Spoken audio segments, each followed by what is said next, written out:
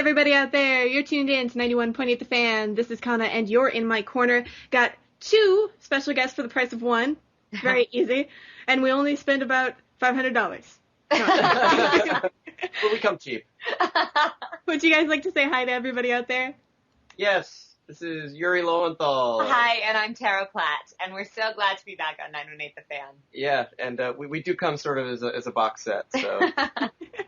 So if one of you is missing, then the one that's there is short one volume of a box set, then. It's totally true. It's true. I don't know what happens, and we start jumping chapters. It's very confusing. And it's been a whole year since we've talked, and obviously the new year has happened. Do you have any big plans for 2011? Ooh, we have a lot of big plans for 2011, actually, because in addition to being actors, and voice actors in particular, we also have our own production company.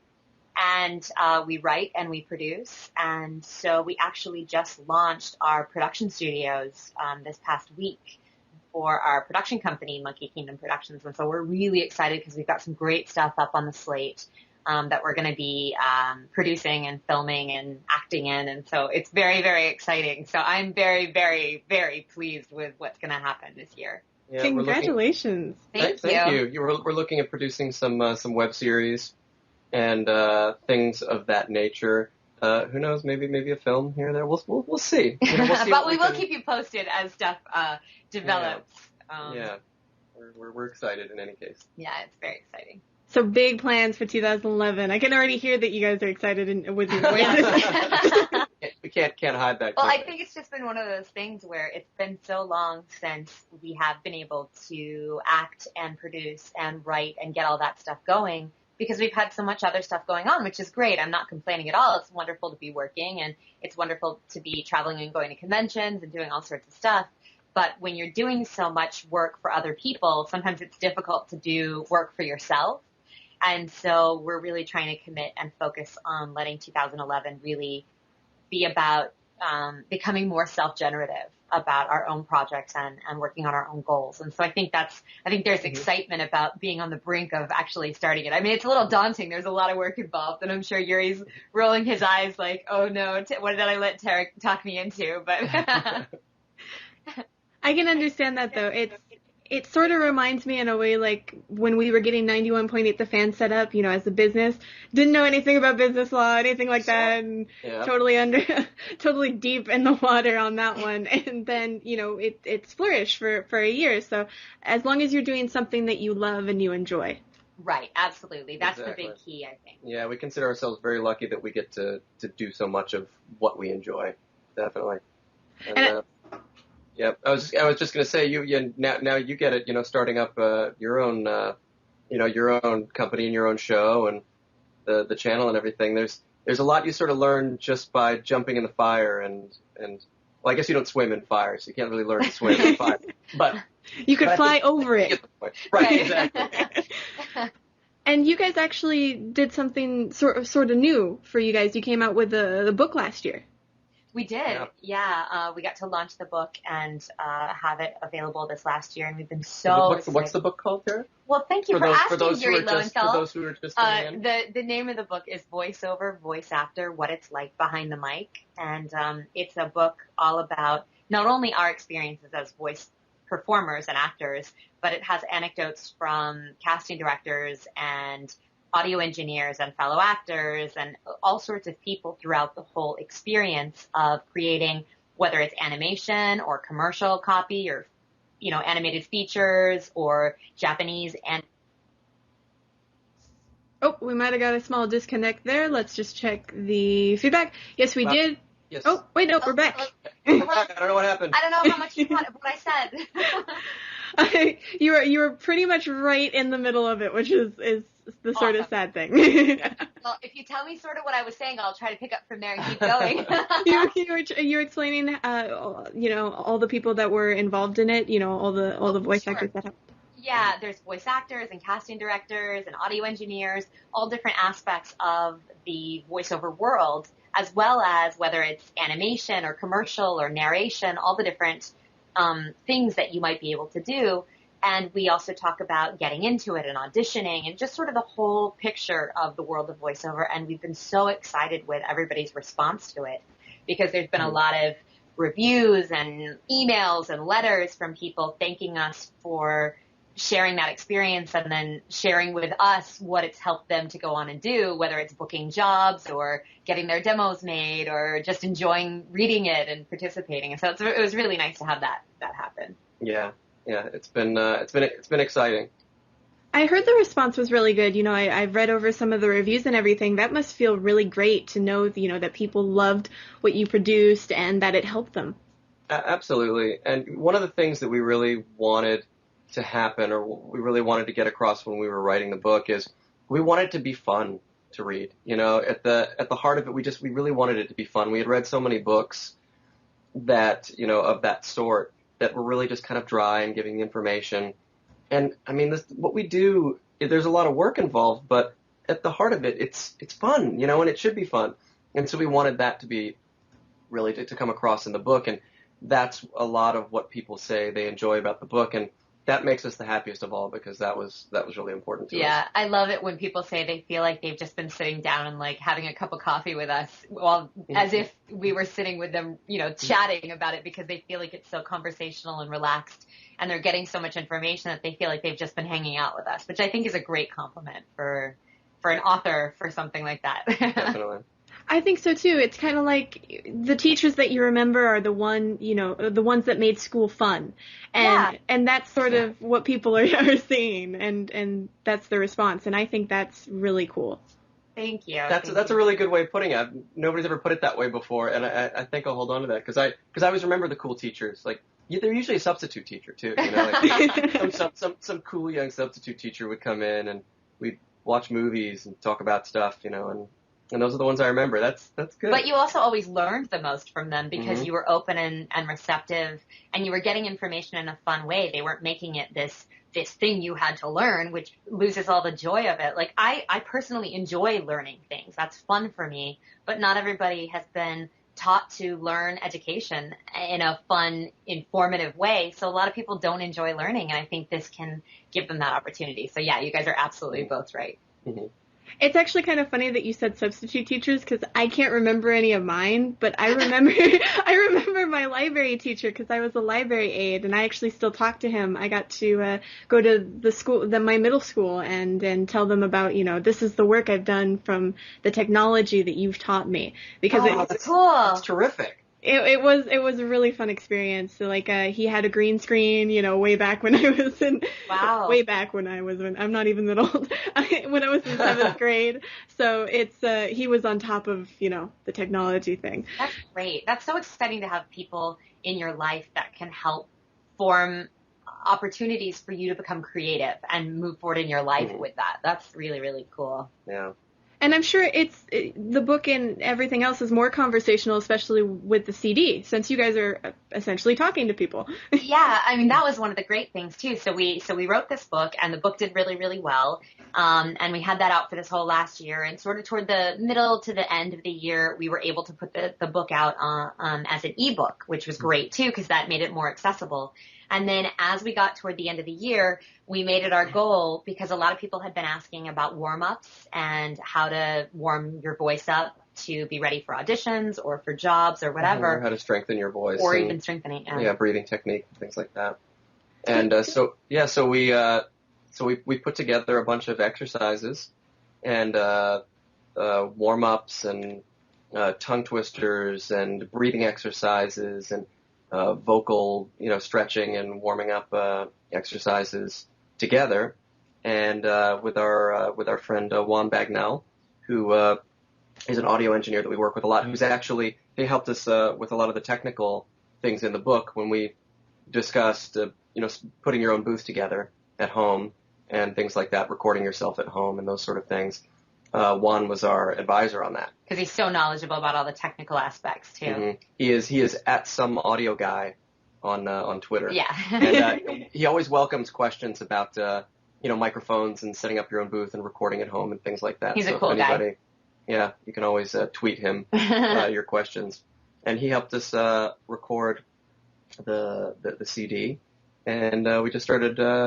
We made the CD available at the end of this last year for the Christmas season. In December, it sort of did its big launch. And what we tried to do with that is make it available as a CD, because some people like to physically actually have CDs that they can pop in their CD player or stick it in their car. Like for me, I like to have CDs in my car that I can pop in and pop out. But because we know that as technology advances and people like to use their technology, we wanted to make it available as an MP3 too. So we kind of launched it simultaneously, both as an MP3 and as a CD, but you get the same information because it's still us giving you these lead warm-ups. So it's like Yuri and I were sort of hanging out with you at your house or apartment or whatever and saying, okay, right, now we're going to stretch. So put your arms over your head and breathe. And so you're really getting the experience of us talking to you and leading you through a full body warm-up. Well, if it makes you feel better, there's still a bunch of the younger generation that loves physical media. I, for one, have to have physical media. Good. I like collecting things. I'm still that way in the sense that, like, I don't have a Kindle or anything like that because I physically like the texture of a book and turning the pages. Like, that makes me happy to carry it around and feel it and smell it. And I'm so tactile that, like, I know all my friends have Kindles or Nooks or whatever. They've got their ebook reader of the day. And I'm like, but I want a real book. I completely agree. As I said, I'm a collector, so I love just whether it's games or books or whatever, I like showing it off on my shelf. I like to brag. Exactly. I was going to say, if you could see my office, and I say office in quotes right now, it's much more of a nerd cave, you would understand that you and I are in the same camp. Very awesome. I think we're going to take a very short break, but I won't scare the guests off, don't worry. Okay, maybe I will. Anyway, you want to keep it tuned to 91.8 The Fan. Everything you want, nothing you don't. Hi, I'm the Celtic Guardian, but you guys can call me Dave. When I'm not busy being sacrificed in order to summon monsters that are halfway useful, I like to listen to 918 The Fan, one of the hottest online radio shows on the worldwide internet highway. Thing, did I mention I have like 1,400 attack points? That's a big deal in my world, you know. Plus, I have a sword. Does the Blue Eyes White Dragon have a sword? No. Fuck the Blue Eyes White Dragon. Seriously. Hey, everybody out there. As I said, I didn't scare anybody. They're still here. Yay, we're still here. And we didn't scare anybody off, hopefully. I did say boo, but that didn't work. But no, we were talking actually behind the scenes a little bit more about your book, and I'm curious, where can everybody get it? Oh, sure. Well, it's currently available on our website, which is www.voiceovervoiceactor.com. And there's actually a special place. There's a page called the Marketplace page, and you can literally buy the book there, and you can ask to get the book autographed if you want. You can buy the CD there and get them sent together. We're actually offering a bundle where you get like 10% discount if you buy the book and the CD together. It also has links off that page to buy the ebook from lulu.com, and you can also go to DigStation to buy the MP3 right on our Marketplace page. But we do, the book is also... If you're not a collector. If you're not a collector. If you don't need the hard media. But, the book is also available in Barnes & Noble and Borders and on Amazon.com and in other physical stores. But going to our website gives you a lot of information if you're looking to get all the details about the CD, the MP3, and the book. Yeah, if you go to a bookstore like Borders or Barnes & Noble and they don't have it, they do have it in their system, and if you squawk a little bit, maybe they'll order some. Yeah, the squeaky wheel tends to get the book, I think. That's what they say. Now, I'm curious, are there any things that anime fans you think that'll interest them specifically? Any other features that we haven't covered? Of the book? Yes. Definitely. Because we do talk a lot about dubbing. I know that might not interest some anime fans. As a matter of fact, some of them may tear those pages out of the book. But we do, because that's, where we really got started in a lot of what we did. It's close to our heart, and it's also it can be very complicated, the process. And, so we felt that it deserved, a certain amount of attention, in the book, and it gets it. Plus there are, anecdotes from a lot of actors, dub actors that anime fans may know. Let's see, Vic Mignogna's in there. And Liam. Liam O'Brien is in there. Stephanie Shea is in there. I think we've got a few more in there. And the other thing that's kind of very specific for people that might be interested in anime is we actually, even though it's not an actual script because we didn't want to, like you were talking about earlier with the whole business and legal side of things. We don't want to get in trouble with anything. But we wrote sample examples of script pages and what it would look like as the voice actor to be reading that. And I think that's really informative because that's not something that you're going to find anywhere else. And that's going to be something that if you are really seriously considering pursuing this, it's going to be very important. I mean, you want to know what it is it's going to look like before you start to read it so that you know and you're prepared for going into the session or the voice recording booth. So I think that's going to be particularly interesting and informative to the fans of anime in particular. Mm-hmm.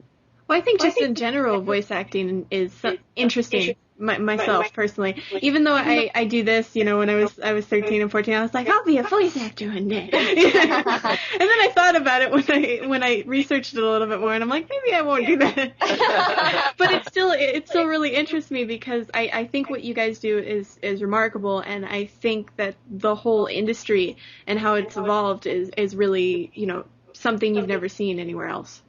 Oh, thank you. Right on. Excellent. Yeah, we're clearly interested in it, and just a little bit, and want to share the information. So I'm glad you're excited about it too. Now, for personal fans of you guys, is there any place they can stalk you online, like conventions, or that would actually be in real life in Bushwick? Yeah. We make ourselves pretty stupidly available. Yeah. I mean, we both have websites, which are our names. So YuriLowenthal.com for this guy and TaraPlatt.com for me. We're also both on Twitter, and we are our names. So at Yuri Lowenthal and at Tara Platt. Yeah, those are actually us. I know sometimes you see those and you wonder if the person with that Twitter name is actually the person. In our cases. Yeah, it was actually funny. Like 2 days ago, somebody wrote me a little tweet and they said, "Why aren't you verified?" And I was like, God, I don't know why I'm not verified. I don't think we're famous enough to be verified. I don't think Twitter verifies us. if I were Justin Timberlake, maybe they'd verify me. I don't know. So we are still really us. A single person it can verify, but if it's like a business, you have to be like Microsoft or something. Right. Okay. Well, anyway, we're not verified, but we are us by our names on Twitter. So. Right. And we can't get back to everyone, but we do try to get back to a lot of people. So. Yeah. I can't respond to everyone because there's a lot of app messages and whatnot, but I do try to respond to most people. Mm-hmm. Facebook is not something that we use just for fan stuff. That's mostly for people that we work with and, like high school friends and things, Yeah, family, personal friends. Although we do both, I think, have fan pages on Facebook. We do. I have, I know Neo Phoenix, I think, is his Twitter. He set one up for you? Yeah, as on Facebook. He runs a really good Facebook fan page for me. So you can always go to that one. Yeah, and I think mine is just whatever the Facebook website is, and then Tara Platt fans or something like that. I mean, it's very you'll recognize that that's what it is when you see it. So we are very online available for people. Also, and strangely enough, and it's only because I've got the computer on right now, and my homepage is the Internet Movie Database because I go there every day. IMDb. And I pulled up Tara's thing, and Tara's actually on TV today. Her episode of The Gilmore Girls is playing on ABC Family at 5 p.m. Wow, thanks for that shameless plug, Yuri. It just so happens it's right in front of us. That's very funny. Yeah, her episode is playing on ABC Family. So if anybody wants to see, and everybody's been sending me little tweets over the last few days saying that they've been seeing my Snapple commercials, which is kind of fun because I've done 3 different Snapple commercials, basically one a year for the last few years, and I think they've gone back to the older ones and they're replaying them, which is very fun. So you get to sort of watch me shill some tasty, delicious Snapple. Delicious tea. Oh, I actually remember that. Yeah. I don't watch TV commonly, but I remember when they came out, and I was like, that looks like Tara. Is that Tara?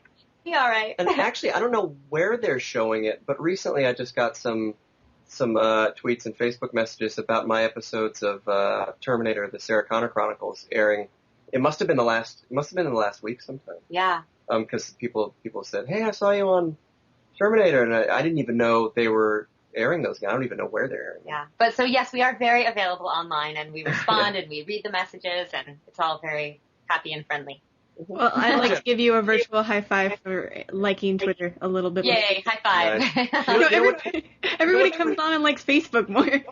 Oh, no. We're Twitter by far. Because I have a very short attention span, and I don't have a lot of time to, log into Facebook and see what my inbox has and see what my wall says. And I just go to Twitter, and I can, tweet little pictures. I love tweeting photos that I find funny. Like, I'll take a picture of something that I find particularly weird and do that.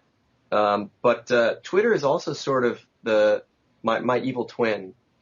I'll say things on Twitter that I wouldn't normally say probably in real life. And then of course my mom reads our Twitter, so she's like, "Did Yuri mean that?" I'm like, "No, Mom, he was joking." "Really? Because he sounded angry." "No, Mom, it was a joke, I promise." So it's very, very funny and cute. We actually even have a Twitter feed for the book, and that's at VO Voice Actor. Yeah, it's at VO Voice Actor. And our production company that I was telling you about earlier, which we're so excited about because we've got so much going on with it, I just set up a Twitter feed for that at the end of the last year, and it's at Monkey Kingdom PR, even though it's not PR as in public relations, it's because it's productions and it's just too long. So it's at Monkey Kingdom PR is our handle for our production company, and we'll be tweeting information as our web series start to go and information about movies and things that we're working on. So that would be a good thing to sort of follow us online if people are interested. I'm kind of curious, is there anything about the company that you can reveal yet to the public, or is it still very under wraps? The web series that we're working on right now, we don't want to talk about just yet, but hopefully soon we'll get to. But there was a film that we did shoot several years ago, a feature film called Tumbling After. It's a psychological thriller. And we've been trying over the last few years to get a distributor to distribute the film on DVD or on demand. And we haven't had any luck with that, so recently we've turned to self-distribution, and we're getting all our ducks in a row on that, and hopefully within the next couple of months, I don't know. I don't know exactly how these things work. Fingers crossed and toes crossed and elbows crossed and all that good stuff. Yeah, in the very near future, we will let people know where you can rent the movie, buy the movie, watch the movie online. And that'll be exciting because that was the first film we produced as this entity, as Monkey Kingdom Productions. Yeah, but I mean, as far as our company is concerned, we're happy to talk about it. I mean, we're really excited about it. It's called Monkey Kingdom Productions, and it's all about, just like we were talking earlier, about the fun of sharing what it is you do and loving what you do so much, that our company is steeped in this idea of having fun and really being creative and inventive and imaginative from that place of joy and excitement and exuberance, almost like a little kid is in a way. Like little kids play, dress up or fort or whatever they want to play, and it's completely realized and imagined in their heads because they're having so much fun, and they never say no to themselves, and they're willing to take chances and risks, and even if it doesn't work completely, they can still enjoy it, and that's really where we're coming from with our company. And we base the idea of the name of it, Monkey Kingdom Productions, on this Asian. It's a Chinese mythology, that the Monkey King, which carries over into the many Asian cultures.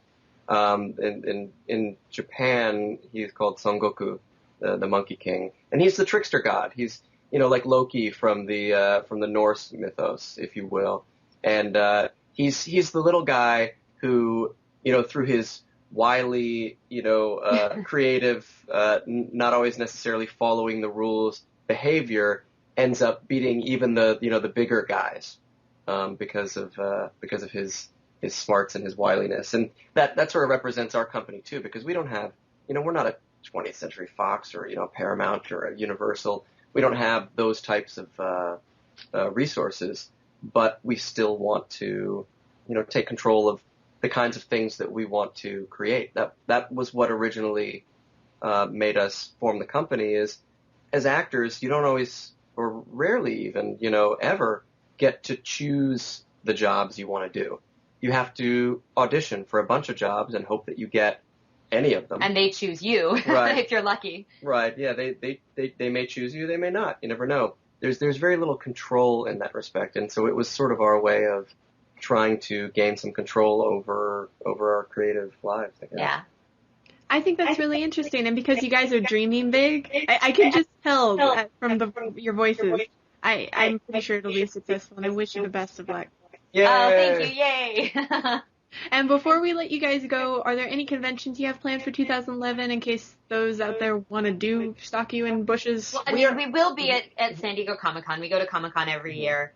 We're actually in negotiations with a couple other conventions, but nothing's been solidified, so I'd hate to say anything and confirm it and then have it not go through, because I know how disappointing, that can be for people. So we are in talks with a couple places, and we will definitely let everybody know as soon as that goes Actually, through. I'd like to use this as a forum. I don't know if anybody from the Middle Tennessee Anime Convention, MTAC, because I'm from Tennessee, I've always wanted to do that show. He's trying so hard to get in. And so for the last 6 months or so, I've been emailing through their website. They don't have a number or a direct email. They just have one of those forms.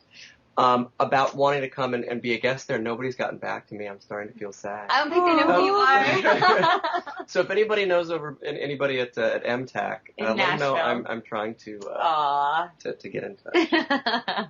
It's quite possible there might be somebody out there, because a lot of con reps happen to sit in our chat, so interesting. Maybe. Interesting. Well, I mean, we are definitely in talks with a couple of places. Fingers crossed that all works out. And, of course, we would like to be able to have Yuri get to visit Nashville. So. Is there anything else you'd like to say to the listeners out there? Just thank you guys always for being so supportive, and even if you don't always like what it is we're working on or doing or the things we do, thank you for being so communicative and open and available to letting us know when you do like stuff and at least being appreciative. We listen. We listen to the good stuff and we listen to the bad stuff. And we're glad for all of it, honestly. I mean, it's because of the fans that we get to keep doing what we do, and we can never thank you guys enough for that. Yeah. Really. Very nice. Well, thank you guys for coming onto the show again. It was an absolute pleasure. Oh, thanks. It was great to get to chat with you.